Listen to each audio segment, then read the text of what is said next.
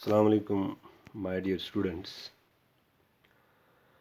I am Zair Yusuf Chef from Girls High Secondary Kupara. Students, today we are going to discuss chapter 3rd of your geography, that is drainage.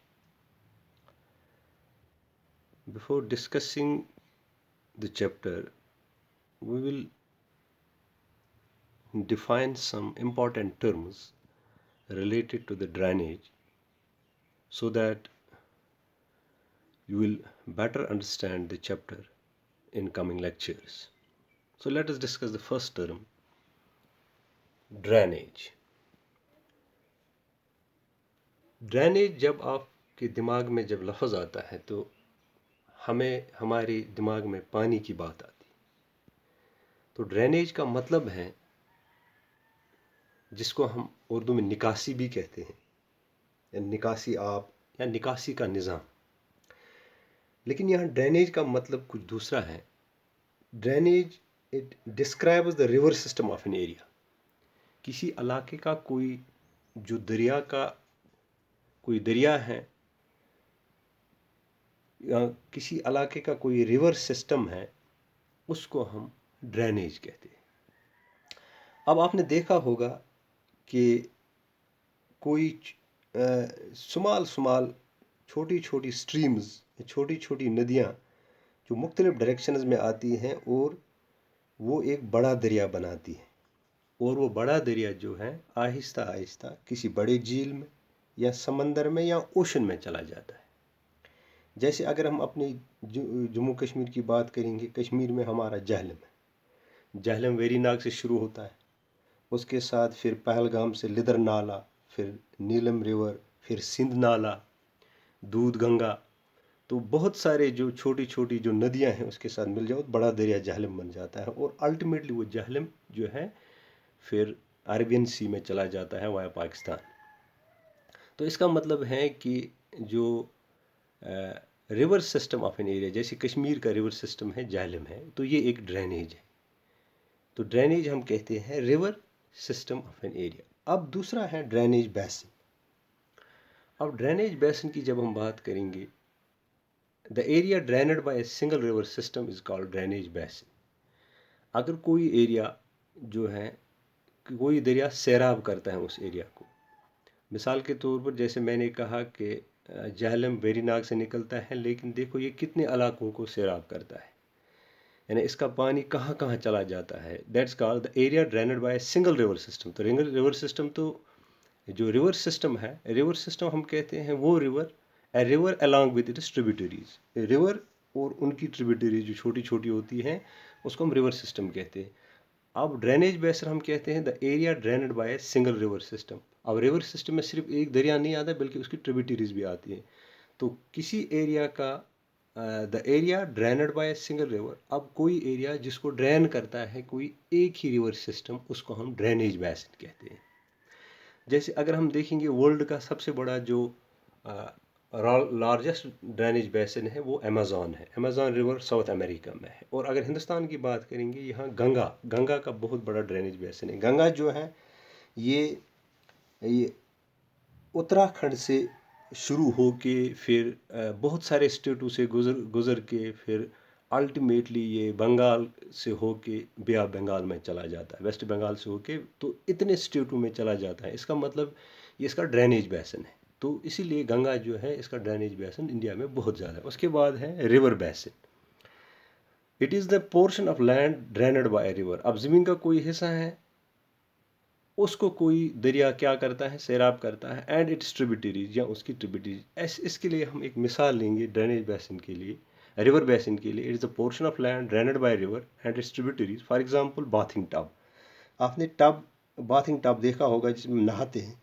जब bathing tub, as the bathing tub catches all the water, जब उसमें पानी हम bathing tub में भरते हैं पूरा ऊपर तक, तो क्या होता है, the water falls with in its sides, तो पानी साइड में गिर जाता है। इसी तरह से रिवर बेसिन है। River basin sends all the water falling on the surrounding land. तो इसी तरह से रिवर जब जो है इसके सराउंडिंग लैंड जो है उसमें पानी चला जाता है, तो उसको हम रिवर बेसिन कहते हैं। उसके बाद रिवर सिस्टम है। River system reverse along with its tributaries, दरिया और उसकी ट्रिब्यूटरीज, उसको हम कहते हैं रिवर सिस्टम। उसके बाद ड्रेनेज सिस्टम है। अब ड्रेनेज सिस्टम क्या है? It refers to system of rivers. अब ड्रेनेज सिस्टम में एक ही दरिया नहीं आता है, बहुत सारे दरिया आता है। It refers to a system of rivers, यानी कि बहुत सारे दरिया आते हैं, consisting it is tributaries and sub tributaries. इसमें ट्रिब्यूटरीज भी आती है, सब ट्रिब्यूटरीज भी आती है, तो उसको हम ड्रेनेज बेसिन कहते हैं। जैसे उसके बाद वाटर डिवाइड है। अब वाटर डिवाइड क्या है? An elevated area that separates two drainage basins is known as water divide.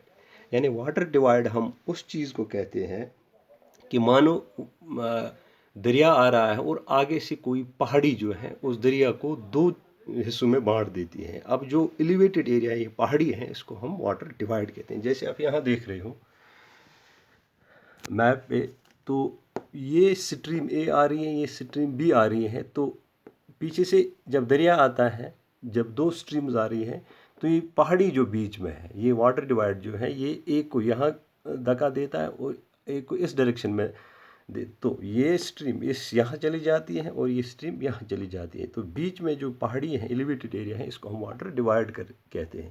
तो क्या है water divide? And elevated area that separates two drainage basin. अब ड्रेनेज बेसिन क्या है? हमने देखा स्ट्रीम है, स्ट्रीम बी है। अगर हम हिंदुस्तान की बात करेंगे, यहाँ जो major water divides of India है वो है अम्बाला और वेस्टर्न घाट्स। अगर अम्बाला की बात करेंगे, अम्बाला एक जगह है हरियाणा में। Ambala is located in the water divide. जो अम्बाला है, ये दो दरियाओं, दो वाटर सिस्टम जो ड्रेनेज बेसिन है, जैसे इंडस और गंगा है, तो इनके बीच में जो वाटर डिवाइड है वो अम्बाला है। तो Ambala is a water divide of Indus and Ganga drainage. इसी तरह से वेस्टर्न घाट्स जो है, ये पेनिनसुलर इंडिया में जो रिवर्स हैं उसके लिए ये वाटर डिवाइड है। अगर हम देखेंगे मैप पे, तो ये आप देखो, ये वेस्टर्न घाट्स हैं, ये सारा ये वेस्टर्न घाट्स हैं, ये ईस्टर्न घाट्स हैं। तो वेस्टर्न घाट्स जो हैं, ये यहाँ मैक्सिमम दरिया है, लेकिन ये जाते हैं फिर बे ऑफ बंगाल में। ये बे ऑफ बंगाल है। तो यहाँ महानदी है, यहाँ गोदावरी है, कृष्णा है, कावरी है, यहाँ नर्मदा है और यहाँ तापी है। क्योंकि ये वेस्टर्न घाट्स जो है फेसिंग अरबियन सी, ये तो अरबियन सी है, ये वेस्टर्न घाट्स जो है इसका फेस जो अरबियन सी की तरफ है, ये स्टीप है, ये थोड़ा ऐसे है। तो स्टीप स्लोप की वजह से as a steep slope, well other side है जेंटल। ये साइड जो है जेंटल है। अब यहाँ जो दरिया निकलते हैं, ये यहाँ नहीं जाते हैं, यहाँ आते हैं ईस्टर्न घाट्स की तरफ और बे ऑफ बंगाल में चले जाते हैं। तो इसका मतलब है ये वेस्टर्न घाट जो है it acts as a water divide of peninsular India. जो पेनिनसुलर इंडिया है, ये पेनिनसुलर इंडिया है, तो पेनिनसुलर रिवर्स के लिए वाटर डिवाइड वेस्टर्न घाट। अब हिंदुस्तान में दो बड़े वेस्टर्न जो वाटर डिवाइड है, that is Ambala and western Ghats. उसके बाद और एक टर्म है ट्रिब्यूटरी, ए रिवर और stream flowing into a large river. अब आप देखोगे, यहाँ हम देखेंगे, ये बीच मोटी लकीर जो है, ये मैन रिवर है। अब यहाँ से कुछ दरिया आ रहे हैं, छोटी छोटी नदियाँ, तो मैन रिवर के साथ मिलती हैं। इन छोटी छोटी नदी को हम ट्रिब्यूटरीज कहते हैं। तो a river system flowing into large river. अब ये लार्ज रिवर है, ये छोटी छोटी जो स्ट्रीम्स आ रही है मैन रिवर को ज्वाइन करती है, इन छोटी स्ट्रीम्स को हम ट्रिब्यूटरीज कहते हैं। अब दूसरा है distributary, a branch of river that does not return to the main stream after leaving. अब देखो, ये जो यहाँ से मैन रिवर से निकलती है, ये डिस्ट्रीब्यूटरीज है। ये इस दरिया से, ये ट्रिब्यूटरीज हैं, ये जुड़ती है मैन रिवर से, लेकिन डिस्ट्रीब्यूटरीज मैन रिवर से छोटी छोटी नदियों की शक्ल में निकल। अब क्या है, ट्रिब्यूटरी से क्या होगा? ट्रिब्यूटरी से जो वॉल्यूम ऑफ रिवर है वो बढ़ जाता है, पानी बढ़ जाता है ट्रिब्यूटरी से। लेकिन डिस्ट्रीब्यूटरी से क्या है, इससे वॉल्यूम ऑफ जो वाटर है रिवर में वो कम हो जाएगा, क्योंकि इसे निकलेगा। उसके बाद एक टर्म है मंडीर, ए वाइंडिंग कर्व और बेंड ऑफ ए रिवर। आप देख रहे हो कि ये जो रिवर यहाँ सोर्स है, ये बेंड्स में चल रहा है, ऐसे ऐसे बिल्कुल जिगजैग मोशन में चल रहा है। ये बेंड जो है, ये कर्व जो है, वाइंडिंग करो और बेंड ऑफ रिवर, इसको मंडीर कहते हैं। ये करो जो है, ये सी शेप्ड जो बनाता है, तो इसको हम मंडीर कहते हैं। उसके बाद दूसरी टर्म है oxbow lake, A crescent shaped lake formed when ए मंडीर ऑफ ए रिवर और stream is cut off from the main channel. आप देख रहे हो कि जो ये मंडीर हैं, जब ये कट जाएगा मैन रिवर से, तो मानो ये कट गया है, इसको हम ऑक्सबो लेक कहते हैं। तो हम यहाँ भी दिखाने की कोशिश करेंगे। तो मानो ये रिवर है, ऐसे जिगजैग है। तो ये रिवर सोरस जो है, मानो ये रिवर जो है ये ऐसे चलता है, लेकिन अब जब सैलाब आ जाता है तो सिल्टिंग की वजह से क्या होता है, ये रिवर जो है ये यहाँ से नहीं जाएगा, ये सीधा अब यहाँ से पहुँचेगा तो सीधा यहाँ चला जाएगा। तो रिवर यहाँ से अब सोर्स, अगर जब सैलाब आ गया तो स्लिट की वजह से ये सीधा यहाँ ऐसे आ गया। तो ये पोर्शन जो है ये तो बन गया ऐसे, ये ऐसे बन गया। तो ये यहाँ सीधा चला गया और ये पोर्शन कट गया। तो ये जो शेप है इसको हम ऑक्सबो, ये अब लेक बन गया, क्योंकि हम स्लिप चढ़ गया, अब इसमें पानी जमा हो गया, लेक बन गया। इसको हम कहते हैं ऑक्सबो लेक। तो ऑक्सबो लेक अब आपको समझ आ गया। A crescent shaped lake formed when a mandir of a river or stream, जब मंडीर या इस रिवर या स्ट्रीम का कट जाता है मेन रिवर से, तो एक लेक बनता है, उसको ऑक्सबो। उसके बाद डेल्टा है, triangular shape alluvial deposit at the mouth of river where the. आप देख रहे हो कि रिवर यहाँ से शुरू होता है, अब ये जो ख़त्म होता है माउथ ऑफ रिवर। तो माउथ ऑफ रिवर में जब दरिया अपने साथ सिलिट है या एलुवियल सोइल लाता है तो जमा करता है, एक ट्रायंगुलर शेप बन जाती है यहाँ माउथ ऑफ रिवर पे, इसको हम डेल्टा कहते हैं।